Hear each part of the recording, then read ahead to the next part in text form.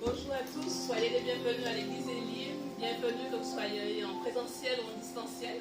C'est une joie de vous voir afin de célébrer notre Seigneur ensemble, dire merci pour la semaine. Donc soyez encore bienvenus dans sa présence. Nous allons lui donner la première place. Je vais demander à notre frère Maurice que tu puisses prier afin que le Seigneur dirige et conduise ces instants. Seigneur Jésus, nous sommes devant toi. Sonde nos cœurs, sonde nos pensées pour que nous puissions vraiment te suivre. Ce que nous entendons, Seigneur, nous pouvons le mettre en pratique. Que tu sois vivant dans notre vie. Et c'est au nom de Jésus que nous prions. Amen. Amen. Nous allons célébrer, chanter notre Seigneur avec notre sœur Cathy et notre frère Jean-Luc. Soyez bénis. Je vous invite à tous se lever ce matin, sans de joie, parce que le Seigneur est là, malgré. Il fait chaud, mais ici c'est une oasis, parce que le Seigneur est là. Il va nous rafraîchir, il va nous réjouir. Et en plus, nous serons un papa qui nous aime. Nous sommes heureux dans ta puissance, Seigneur. Alléluia. Que tu es bon pour nous.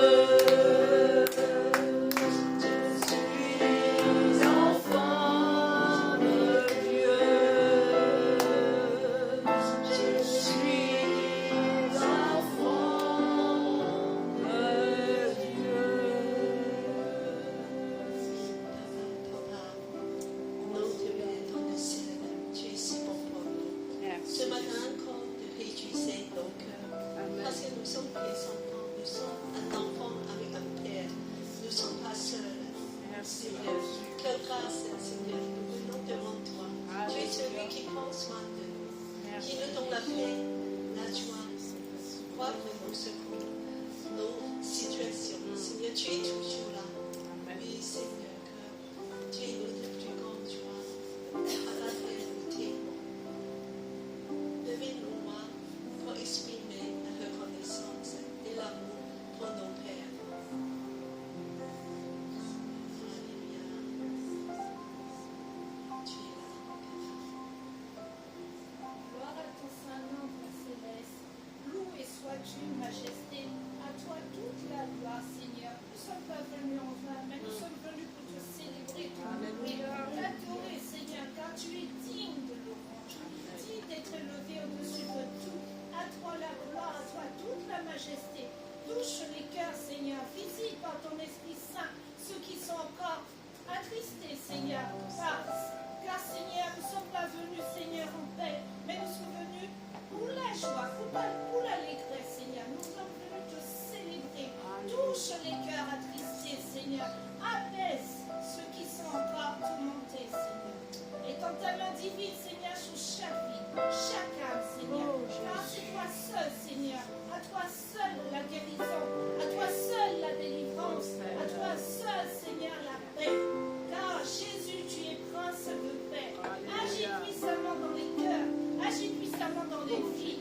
Seigneur, apaise. Gloire à ton Saint-Nom. Merci, Seigneur Jésus. Mais Papa, ce matin, fais grandir encore cette identité comme enfant de Dieu. Seigneur, qu'on puisse vraiment sentir ton amour. Tu es là pour nous. Alléluia. On puisse avoir une révélation que tu es notre Père qui nous aime. Merci Seigneur parce que tu m'as aimé Amen. et tu as aimé chacun d'entre nous. Juste tellement merci. Amen. Merci Seigneur, tu nous as fait ton enfant, Seigneur. C'est une grâce et un privilège d'être là, Seigneur.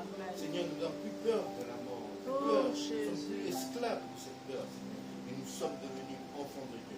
Merci Seigneur pour toutes ces bontés, Seigneur. Amen. Quelle joie, parce que je sais que mon nom est inscrit dans ton livre de vie, Seigneur. Merci, parce que tu m'as fait enfant de Dieu, enfant de ta maison, Seigneur. Merci, Père. Amen.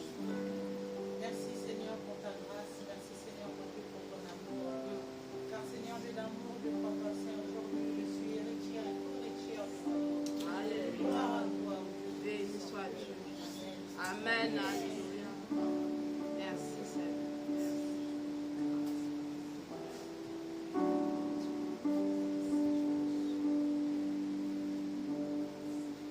Qui suis-je pour que le roi des cieux ouvre ses bras?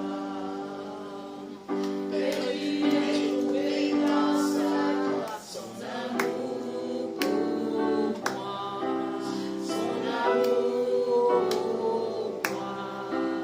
M'a libéré, m'a délivré. Je suis enfant de Dieu, je suis à lui. Il m'a racheté à la croix, par son bras. J'étais esclave du péché, mais il m'a sauvé. Jésus m'a sauvé. Il m'a libéré, ma dette est payée. Je suis enfant de Dieu, je suis à lui. Et dans sa maison, j'ai trouvé ma place. Je suis enfant de Dieu, je suis à lui. Je suis choisi et affranchi. En toi je sais qui je suis. Tu es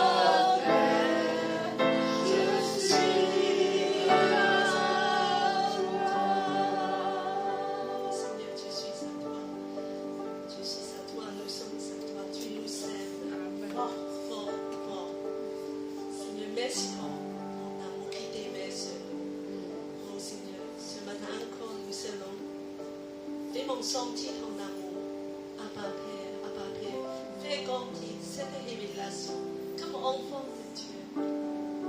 Et Seigneur, dans ton bras d'amour, alléluia. Gloire à toi.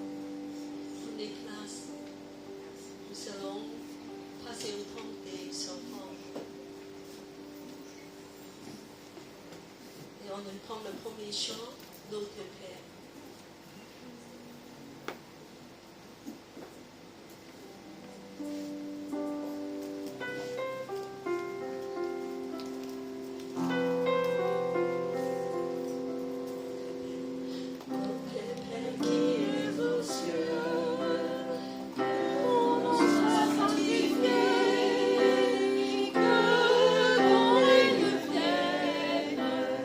Que ta volonté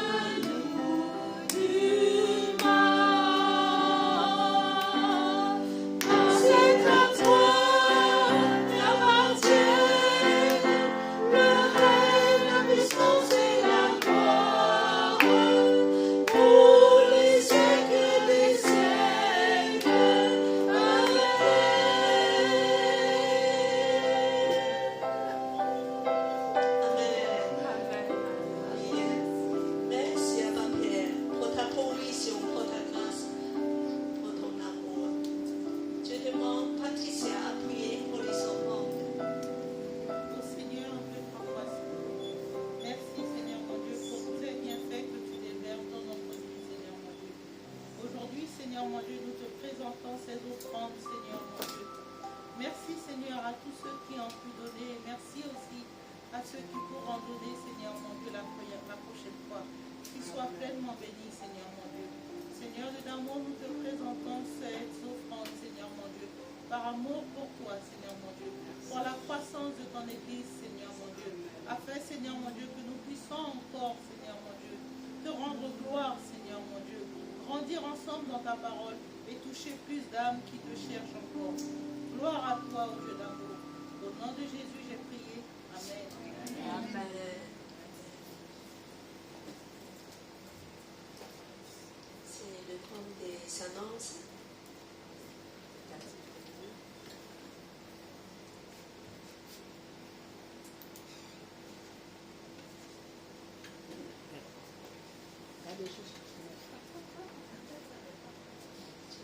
Je vais expliquer. Soyez les bienvenus à l'église Elim, tous ceux et celles qui nous visitent et ceux et celles aussi qui sont en ligne. Vous êtes les bienvenus dans la maison de Dieu. Donc l'église Elim, c'est une église des nations. On a devise et d'aimer Dieu, d'aimer la famille de Dieu, de servir les autres. C'est là notre vision. Et concernant nos annonces, nous avons comme rendez-vous ce midi le parcours des disciples. Donc nous allons étudier le chapitre 12 de Marc. Donc nous étudions l'évangile de Marc et là aujourd'hui nous sommes au chapitre 12. Donc vous êtes les bienvenus pour pouvoir rester et étudier avec nous ce chapitre. Voilà.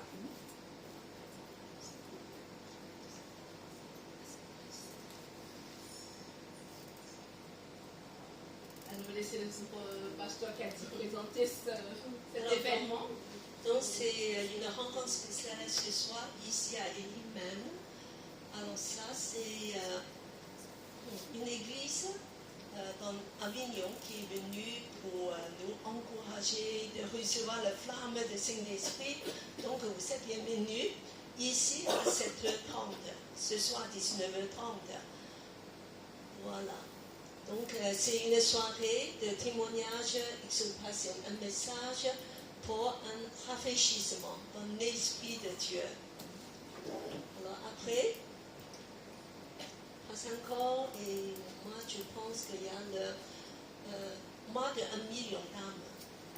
Alors ce mois-ci, c'est le mois de juillet, c'est le mois d'1 million d'âmes. Donc nous voulons vraiment encourager l'évangélisation. Il n'y a pas des... Je sais pas.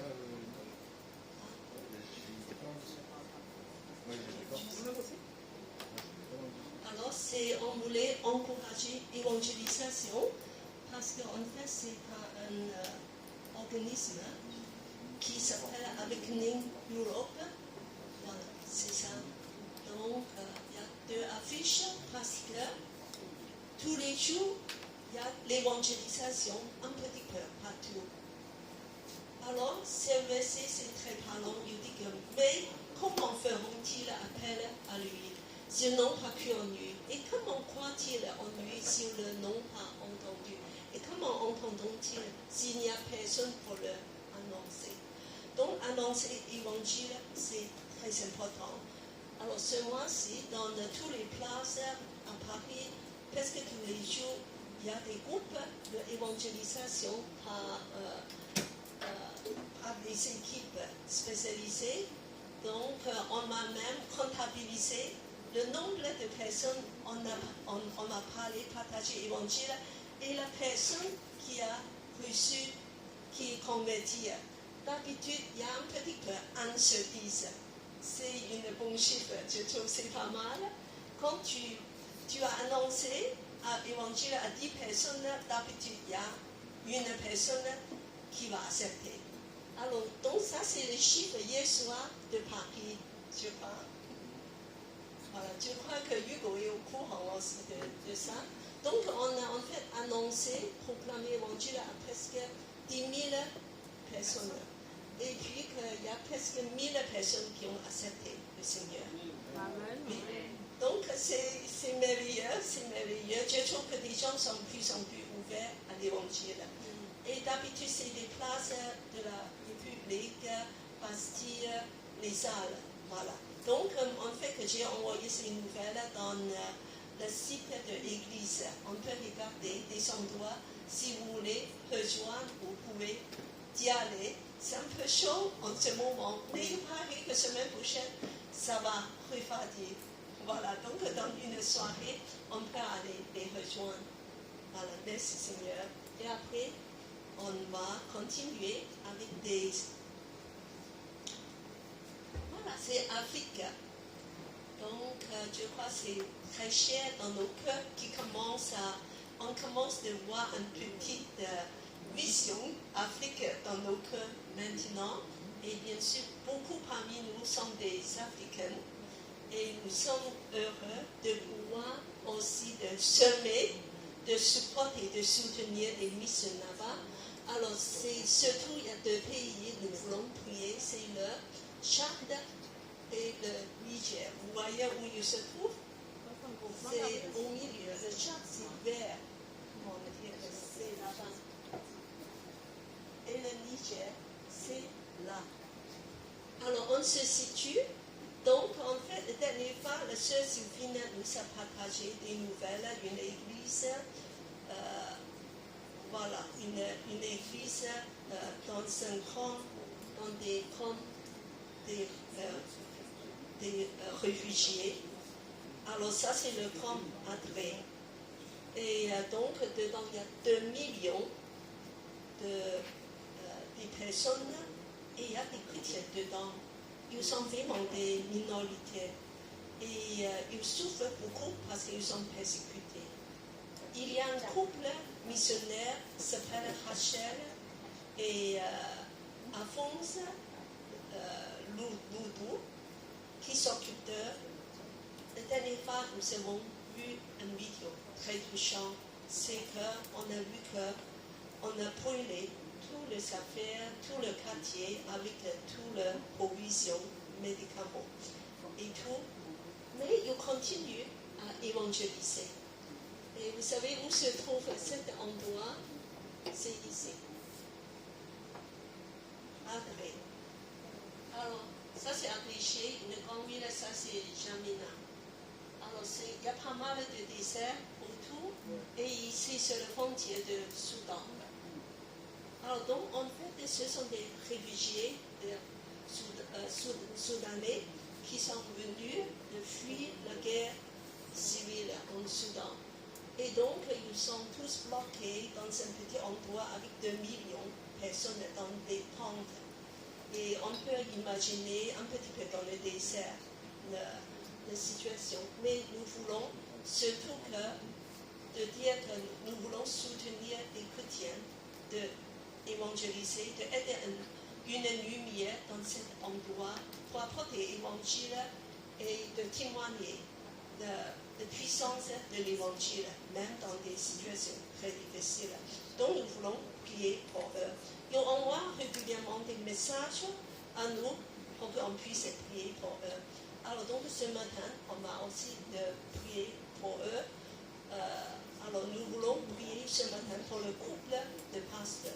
Donc c'est Rachel et Alphonse.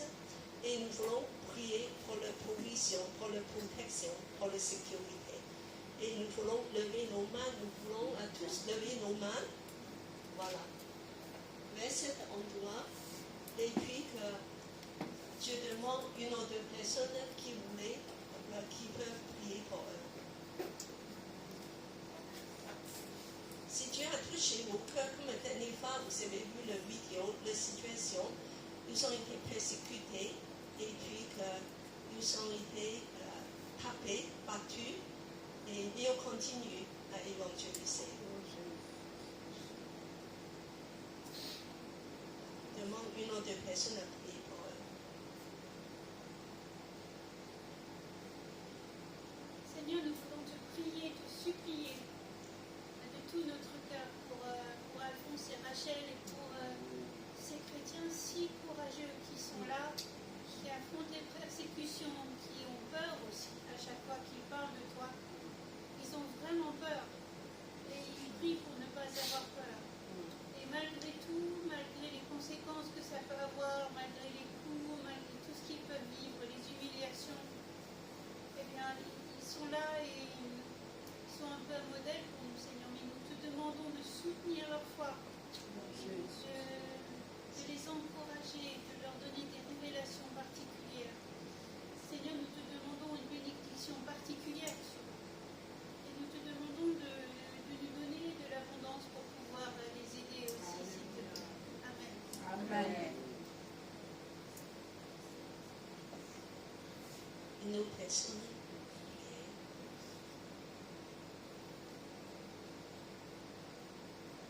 Seigneur, nous voulons te dire merci pour cette œuvre missionnaire en Afrique, surtout au Tchad et au Niger. Nous prions, Seigneur, afin que tu puisses protéger, garder nos frères et sœurs sur ces continents, sur ce continent, Seigneur, et dans ces pays particuliers, Seigneur, où ton nom est mis à mal, où ton nom, Seigneur, est mis à la mort, Seigneur. Mais nous croyons qu'avec toi, nous avons tout, que rien n'est impossible à toi, Seigneur. Merci pour la paix, la joie, la sécurité que tu mets dans leur cœur et aussi, Seigneur, ta protection divine autour de nos frères et sœurs, Seigneur.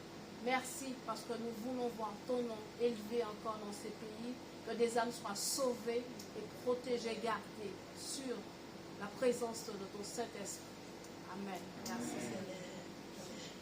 Alors nous voulons dire qu'il y a voilà, des enfants pour ces œuvres de mission, pour les deux pays, le Niger et le Tchad.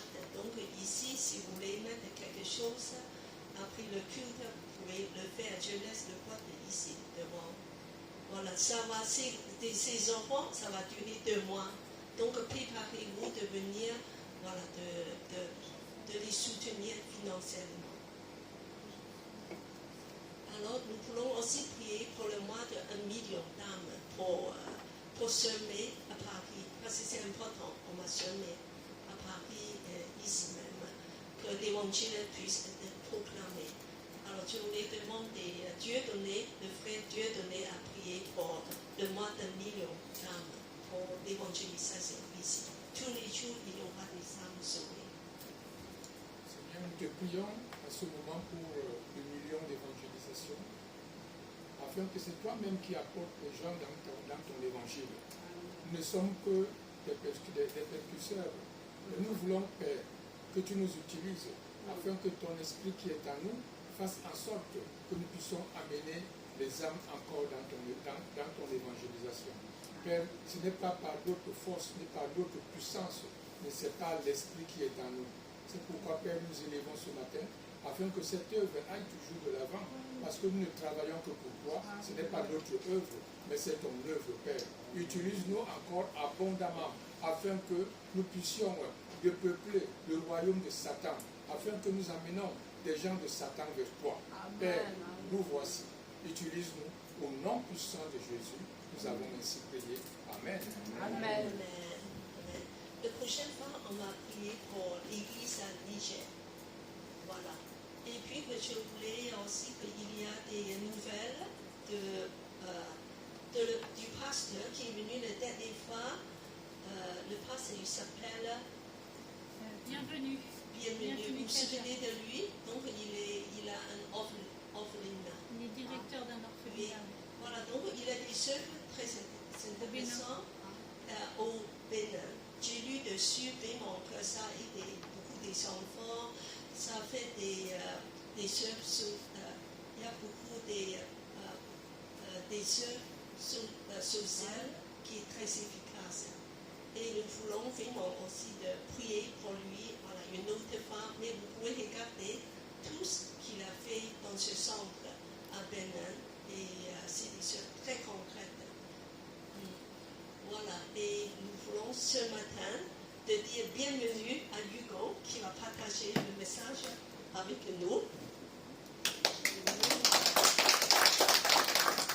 Alors Hugo, je peux pas dire c'est la première fois, parce que tu connais l'endroit bien, mais c'est quand même la première fois depuis quelques années que tu es avec nous.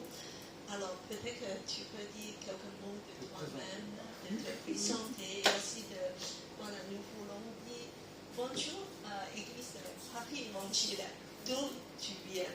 Et nous sommes vraiment très heureux, c'est grâce à eux, nous sommes ce joli local.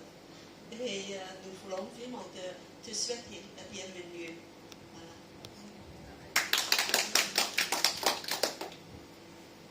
Voilà. Déjà, c'est un honneur et vraiment un honneur de, on va dire, revenir ici. Et en fait, ça me fait très plaisir de voir à quel point déjà ça a changé. Et je trouve que c'est agréable, en fait. C'est vraiment très agréable. Et vraiment, je veux dire merci à vous quand même de m'accueillir dans, on va dire, ma seconde maison, peut-être même ma troisième maison, parce qu'il y a l'église Paris Évangile. Et l'église Paris Évangile vous salue quand même. Parce qu'on pense à vous, on prie pour vous.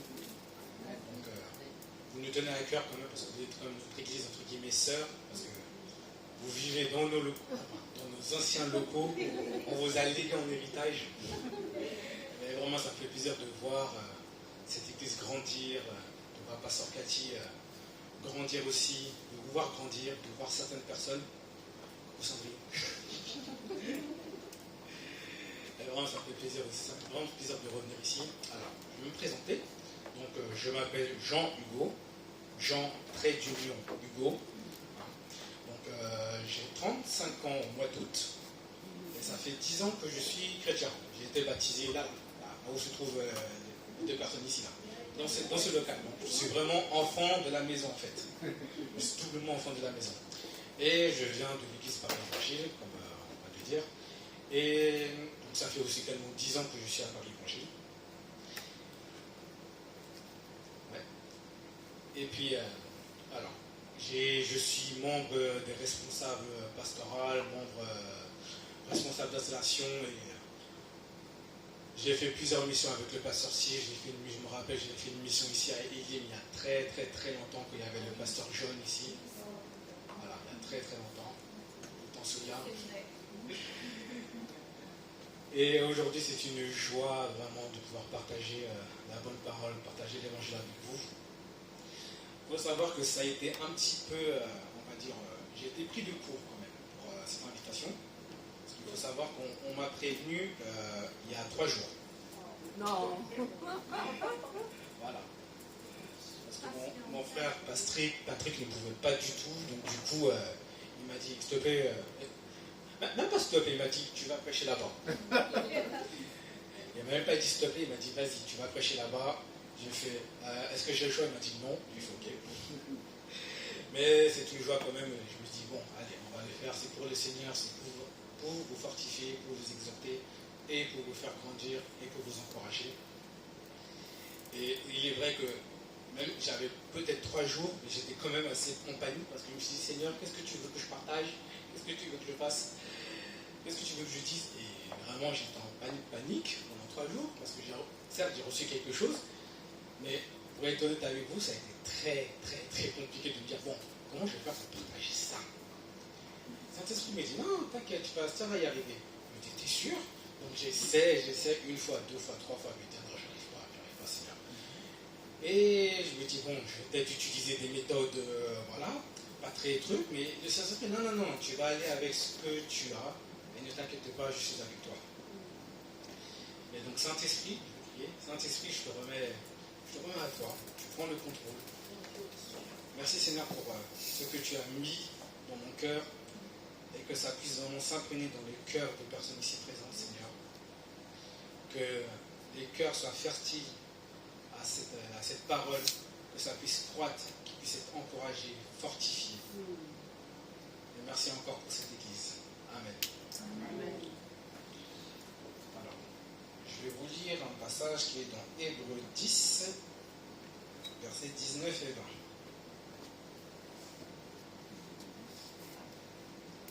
Hébreux 10, 19 et 20. Comme mon pasteur aime bien dire, j'aime entendre les Bibles physiques. Mais si vous avez un téléphone, c'est pas grave.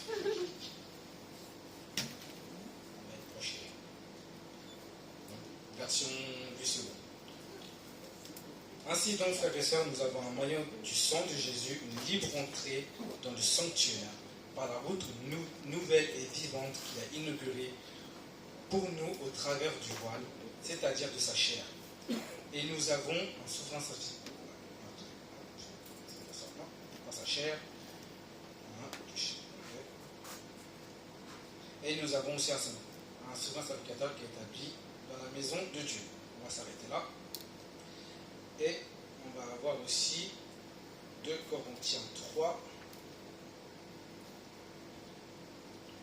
Alors, ça va être du verset 16 à 17.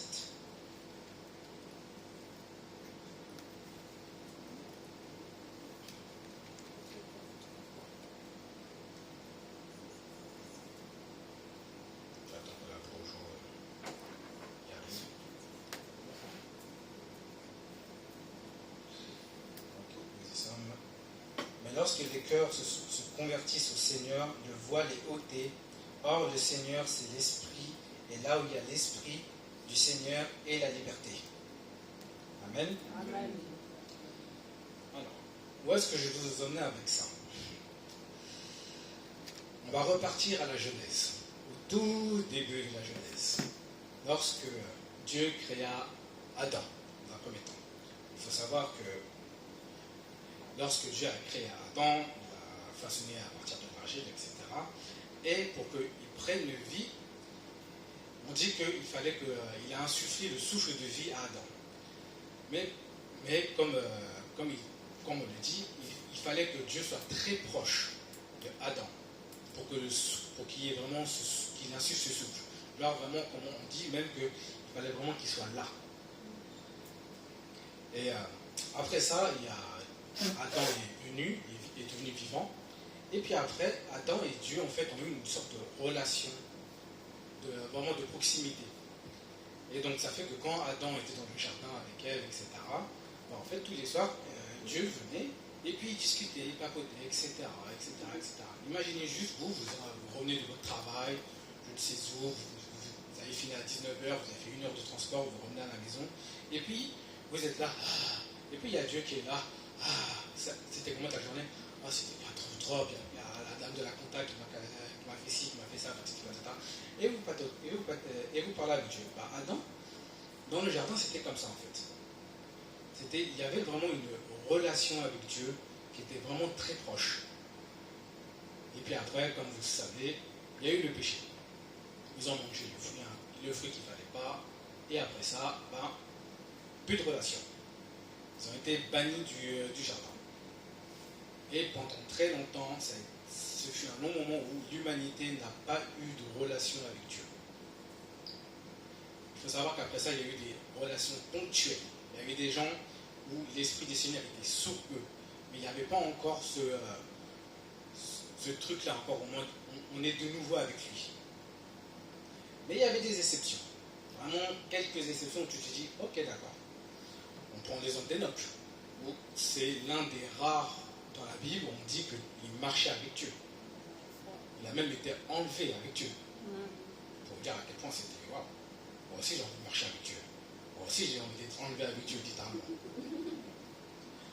Bon, Seigneur, pas maintenant. Encore un peu de temps. Puis après, il y avait d'autres. Il y avait Moïse, comme on vient de lire. Alors Moïse, pour moi, c'est un homme de Dieu incroyable.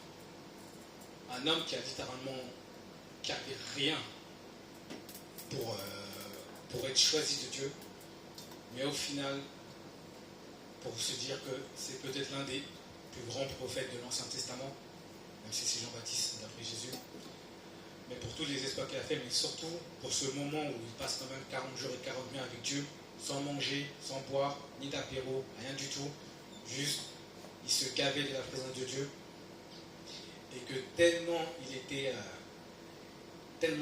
imprégné de Dieu qu'il est revenu, il était tout brillant qu'on était obligé de mettre un voile parce qu'il brillait trop.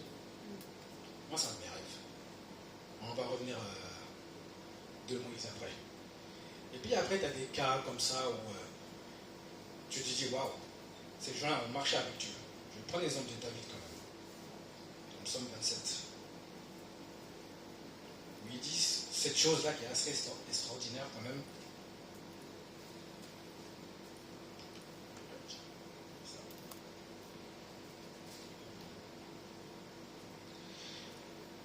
J'ai demandé à l'Éternel une seule chose que je désire ardemment. Je voudrais habiter toute ma vie dans la maison de l'Éternel pour contempler la magnificence de l'Éternel et pour admirer son temple. Pour vous dire qu'à cette époque-là, il n'y avait pas, c'était l'ancienne alliance. Être dans la présence de Dieu, il fallait être souvent sacrificateur. Et c'était juste une seule lignée, une seule type de personne qui pouvait y aller. C'était pas tout le monde qui pouvait aller dans le lieu très saint. Il n'y avait pas accès. Mais David, il dit ça. Il dit waouh, qu'est-ce que j'aimerais dans ton temple. Qu'est-ce que ta beauté est incroyable. On est dans l'ancienne alliance. Il fallait faire 1 million de sacrifices pour être un tant soit peu pur. Et encore, je dis un peu pur. Mais David, il fait ça. Et ça, c'est un peu les prémices de ce que Dieu voulait faire, qu'il voulait restaurer. Cette relation qui a été gâchée par le péché. Et Dieu, il a dit, ne vous inquiétez pas, je vais le faire. Même s'il y a des moments où il s'est dit, ah, si seulement ils étaient un peu plus assidus, assez ouverts. Mais il s'est dit, bon, ne m'inquiétez pas, j'ai mon plan ultime qui se prépare.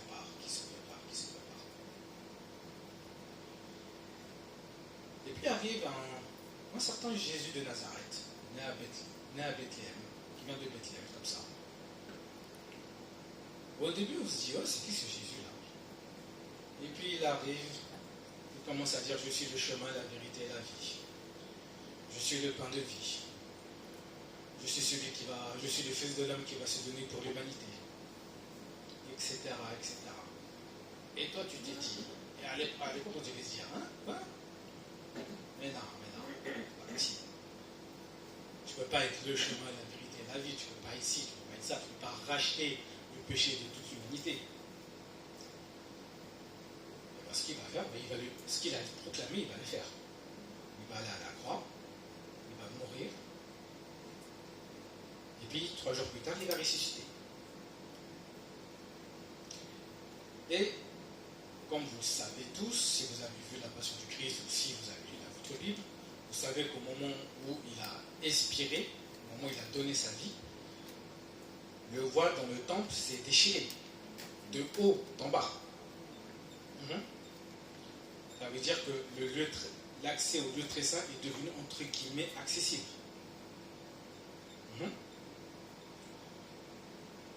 Et donc là, il se passe quelque chose de très intéressant.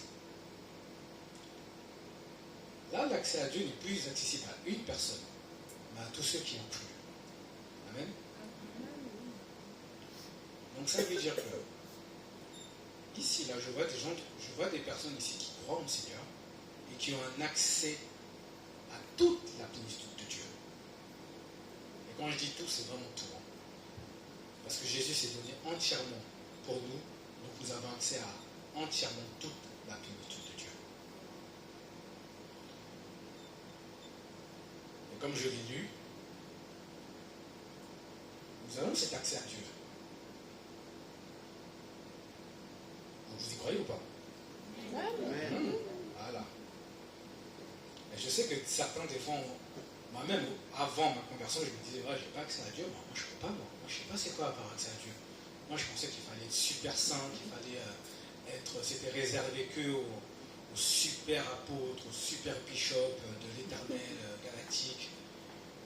Voilà, il n'y avait que eux qui avaient, entre guillemets, accès au Saint des Saints. Et puis lorsque je me suis converti, il faut savoir que j'entendais des histoires de gens qui étaient partis au 3e, qui ont vu le Seigneur, etc., qui ont vu le visage de Dieu et tout ça. Et moi, j'étais en mode, ah bon, c'est possible. Ok, j'ai fait, bon, Seigneur, attention à cette prière. Seigneur, je veux te voir. Bon, je vous avoue, il n'y a rien eu qui s'est rien passé. Ok. Je fais, bon, ok. Parce que moi, il faut dire, moi, si je vois que c'est possible, donc je le prie, et puis jusqu'à que je le vois. Pareil pour les malades. On m'a dit, je peux prier pour j'imposerai les mains aux malades, les malades seront guéris. Qu'est-ce que je fais? J'impose les mains aux malades. Ils sont en quoi? Guéris. Et donc, pareil, moi je dis, Seigneur, moi je veux voir ta face, comme dans la visible. Les gens, ils voient ta face, ils voient ton visage et tout ça et tout. Je fais cette prière, rien. Deuxième prière, encore rien. Troisième prière, toujours rien. Mais je continue quand même. Et puis je me rappelle, c'était un jour, par hasard, je ne priais même pas pour ça, je priais pour ma grand-mère qui était malade. Je me rappelle, j'étais à genoux comme ça, désolé pour la caméra. J'étais à genoux comme ça, j'étais en mode, Seigneur, Seigneur, je prie pour ma grand-mère, s'il te plaît, Seigneur, faites que ça guérit, etc., etc. Et là, il se passe quelque chose. Je suis là, comme ça, à genoux. Et là, je sens comme une présence qui a dans la pièce, qui alourdit, qui s'alourdit. Et à un moment donné, je ne tiens plus, je me mets littéralement presque à plat ventre. On ne va pas le faire.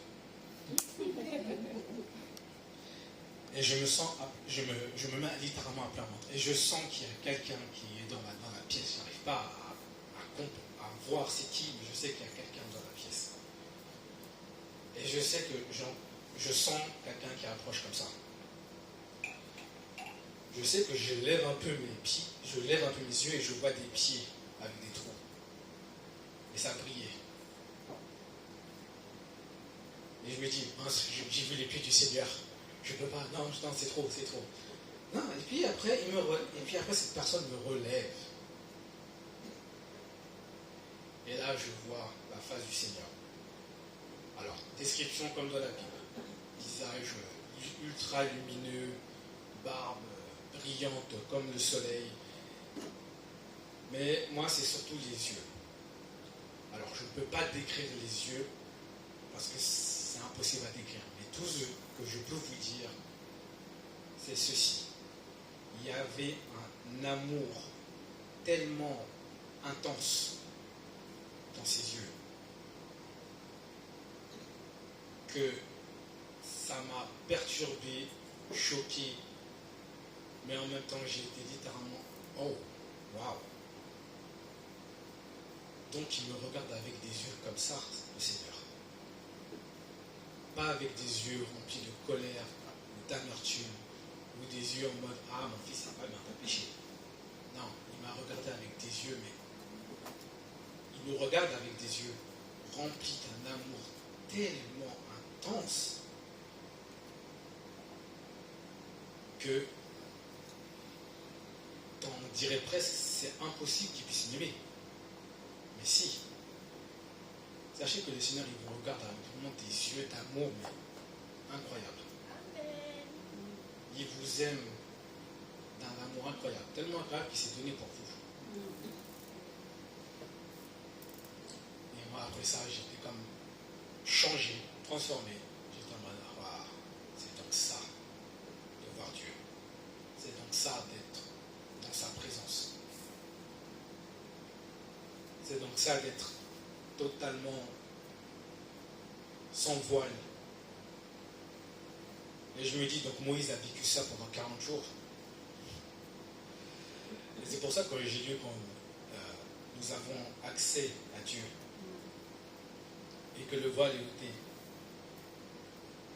Et que la parole dit aussi que nous sommes un reflet de ce miroir. C'est que lorsque nous passons du temps dans cette présence-là, en fait, on s'imprègne de lui, comme Moïse s'imprégnait du Seigneur.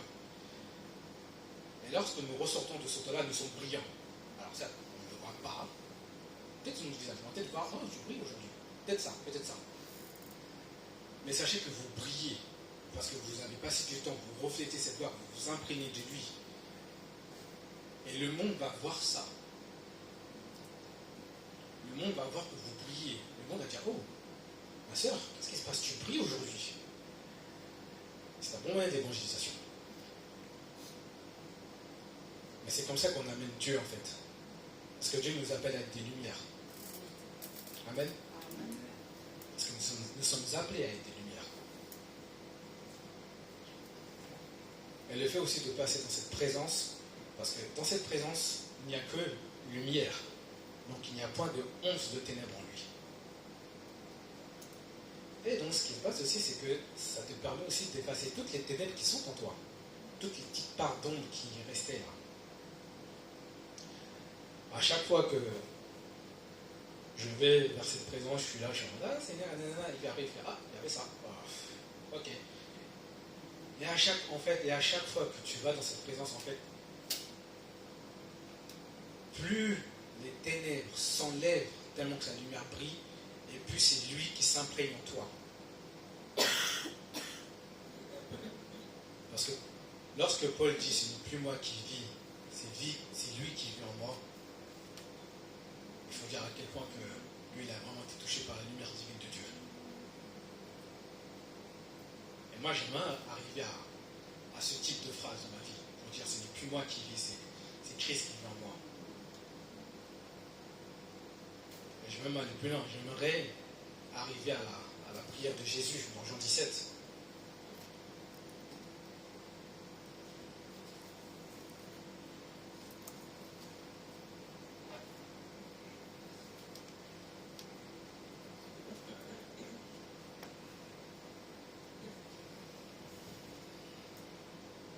En fait, il dit ceci, verset 20, ce n'est pas pour moi seulement que je prie, mais encore pour ceux qui croiront en moi par leur parole, afin qu'ils soient tous un, comme toi, Père. Tu es en moi, comme je suis en toi, afin qu'eux aussi soient un, pour que le monde croie que tu m'as envoyé. Je leur ai donné la gloire que tu m'as donnée, afin qu'ils soient un, comme nous sommes un. Moi en eux, toi en moi, afin qu'ils soient parfaitement un, et que le monde connaisse que tu m'as envoyé, et que tu les as aimés, et que tu m'as aimé. Moi, je vais arriver à cette finalité-là, où je suis tellement uni à Dieu, je suis tellement uni à Jésus-Christ, tellement uni avec le Saint-Esprit que on ne forme que un. On est unis. Et partout où je vais, c'est juste la gloire qui se manifeste. C'est pas Max, c'est pas la gloire de Joygo, c'est pas la gloire de Paris Évangile, mais c'est la gloire de Jésus-Christ qui se manifeste. Et je vois des gens ici qui sont capables. Mais je sais que beaucoup pensent que c'est quasi impossible. Moi, je suis une preuve vivante que c'est possible. Moi qui venais de rien du tout, moi avant, je ne croyais pas que c'était possible. Et je vous dis qu'aujourd'hui, c'est possible. Que cet accès est totalement libre. Et que vous tous, ici présents, vous pouvez tous vous imprégner de cette gloire, vous imprégner de cette présence de Dieu et l'amener partout où vous allez. Alors, je ne vais pas vous dire que vous allez faire des grands ministères, etc. Ne vous inquiétez pas. Hein. Pas tous. Certains. N'ayez pas peur. J'aimerais vous parler d'un moine qui vivait au XVIIe siècle, qui s'appelle Saint Laurent de Résurrection, qui était connu quand même pour porter la présence de Dieu. Alors, c'est très simple. Ce moine n'a pas fait de miracles, n'a pas fait de choses extraordinaires. Il était juste connu pour servir aux tables et faire la vaisselle. Mais on allait le voir littéralement parce que ce monsieur était tellement imprégné de la présence de Dieu que même que lorsqu'il faisait la vaisselle, il y avait cette gloire qui était sur lui. Et je vous invite à lire ces récits, vous allez vraiment tomber par terre pour vous dire comment c'est possible qu'un moine du XVIIe siècle dise des choses tellement aussi vraies, applicables de nos jours. Que c'est tellement simple en vrai.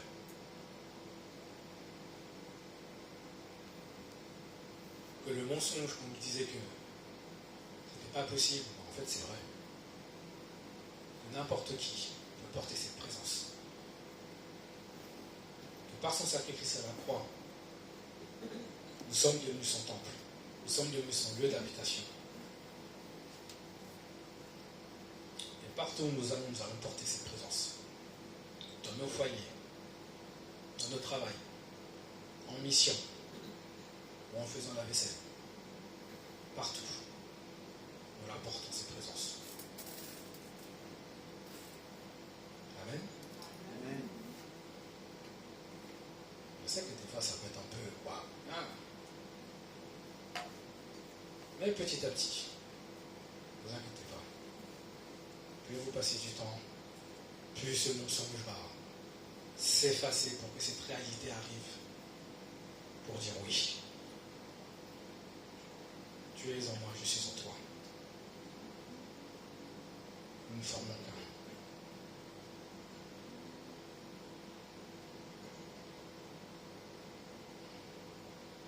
Merci Seigneur.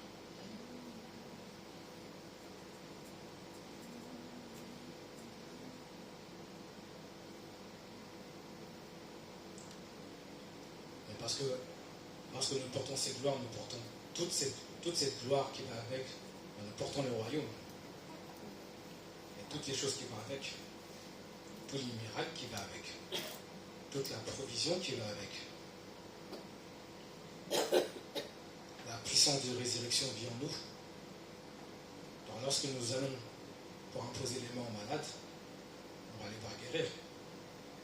Lorsque nous allons chasser des démons, les démons vont partir. Parce que nous portons cette gloire.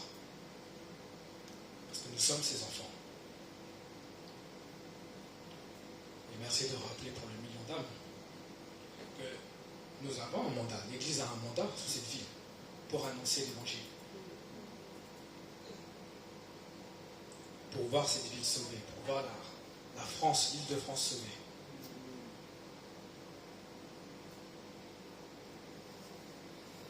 Parce que moi, je veux voir mon quartier sauvé, je veux voir mon père, je veux voir mes ex-collègues de travail, je veux voir mes frères et sœurs dans mes quartiers être sauvés. Je veux voir les gens sauvés, je veux voir la ville de Paris exulter de joie quand on dira le nom de Jésus. Je ne veux plus voir cette ville être remplie d'atmosphère de ténèbres, mais je veux voir cette ville remplie de l'atmosphère de Dieu.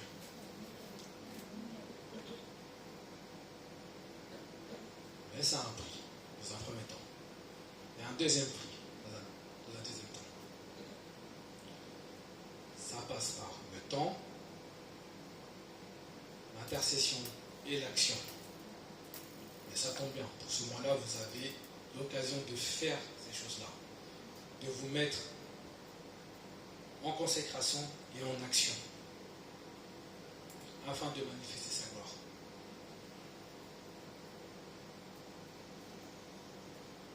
Amen.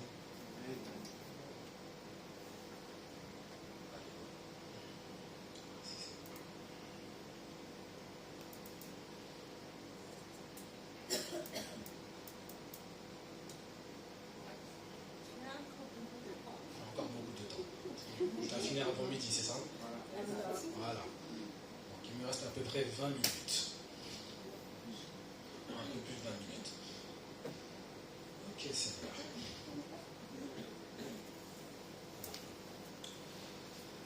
Bon, ce qui va se passer, c'est qu'il va peut-être avoir un temps prophétique maintenant.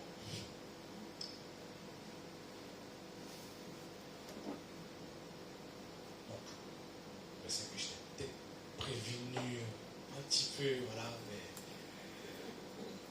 Donc on va passer à un temps prophétique, ok? Donc, il y a ma chère sœur Nina, qui vient de l'église humaine, que je connais depuis très longtemps, très prophétique, femme de Dieu incroyable, donc qui va m'accompagner dans ce temps-là. Donc,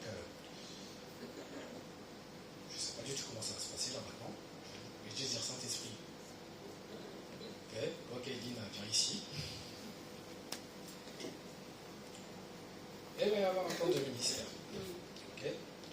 Donc, si ce qu'on a prêché, si ce qui vient de te partager vous a un peu touché, je vous propose de venir devant dans un premier temps. Okay? Si vous vous dites, waouh, moi aussi j'ai envie de vraiment voir plus Dieu, de me dire, ouais, je veux le connaître encore plus. Ceux qui veulent, dans un premier temps, vraiment voir ça, encore plus ça, j'aimerais que vous avanciez devant, que je puisse prier pour vous. N'ayez pas peur, je vais pas vous mordre.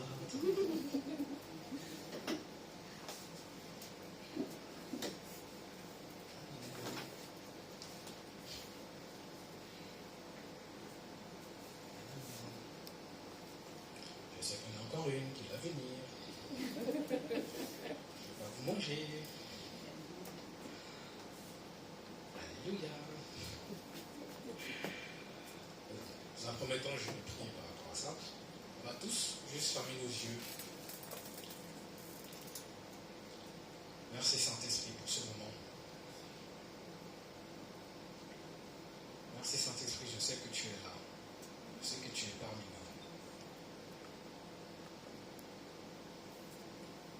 Merci parce que les cœurs sont ouverts à toi. Que l'écaille puisse tomber, que le voile, ce faux voile qui était encore présent puisse être enlevé. Et je déclare que ta liberté règne maintenant dans ce lieu. Parce que ton esprit est là. Et là où il y a l'esprit, il y a la liberté. Comme on vient de le chanter ce matin, nous ne sommes plus esclaves de la peur. Nous sommes tes enfants.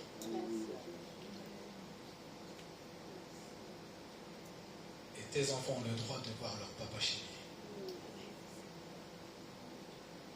Donc, merci Seigneur. Parce que la liberté règne. Alléluia.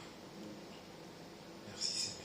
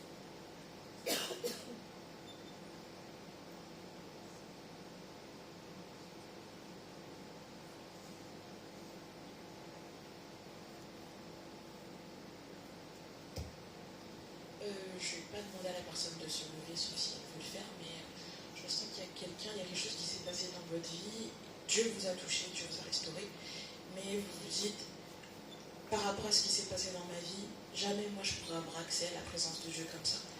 C'est comme si je vous voyais, il y a la maison de Dieu, il y a sa gloire, et vous vous mettez juste un peu à côté de la porte et vous regardez, mais vous vous dites, moi je ne peux pas rentrer. C'est pas pour moi, avec ma vie, mon passé, je suis reconnaissante à Dieu et je vais le servir, mais je ne peux pas rentrer. C'est pas pour moi, je ne suis pas assez propre, je ne suis pas assez saine, je suis pas assez saine ou sain ou sainte. Et je vais juste regarder au travers de la porte Et Dieu, il dit, mais la porte, elle est ouverte pour que tu puisses rentrer. La porte, elle est ouverte parce que l'accès, il est là, en fait. Et ce que toi, tu regardes à ton passé, ce que toi, tu regardes comme tes fautes, ce que toi, tu vois comme impardonnable, ce que toi, tu vois comme insurmontable, pour moi, c'est même pas une poussière infime, en fait. C'est loin derrière. Donc la porte, elle est ouverte parce que tu peux rentrer, parce que tu as un accès, et tu es enfant de Dieu.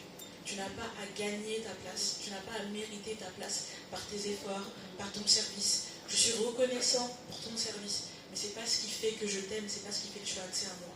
Donc vous êtes déjà, là, premièrement, il y a la restauration totale. J'aimerais prier pour que vous ayez cette révélation dans votre cœur que la porte, elle est totalement ouverte. Et je sens vraiment que même quand vous priez, des fois vous ressentez la présence de Dieu, mais c'est comme si vous vous disiez, non, mais c'est pas, moi je peux pas. C'est bien beau, mais moi je peux pas. Avec tout ce qui s'est passé dans ma vie, c'est pas pour moi. Mais Dieu, il dit, mais c'est accès. Moi, quand je suis allée à la croix, j'ai dit, tout est accompli. Et dans ce mot-là, dans cette phrase-là, il y avait aussi ton acceptation. Et tu as le droit d'être dans ma présence. Tu as le droit d'être joyeux dans ma présence. Tu as le droit de sentir ma présence. Tu as le droit de prier pour les malades. Il n'y a pas un pass ou une sorte de carte accès. On dit que toi, tu as le droit parce que tu as fait ci, tu as fait ça. Tu es ému de Dieu, tu as accepté. Ben, la porte elle est ouverte pour toi. Et quand on pêche, il y a la repentance, on vient à Dieu et lui il est là, on avance, on ne reste pas dedans. Donc que Dieu te touche, que Dieu te donne ses révélations, que tu n'as pas à rester à la porte comme un enfant qui a un peu peur et qui regarde juste comme ça, mais la porte elle est ouverte parce qu'il y a un accès. Amen. Alors, ce matin, donc, je venais chanter, là c'est pour une personne, tout ce qui est une douleur au niveau sciatique, vraiment ce côté-là. Si quelqu'un a une sciatique de ce côté-là,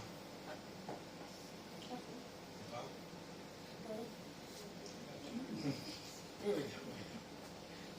Si quelqu'un d'autre a une douleur, une sciatique, faut venir.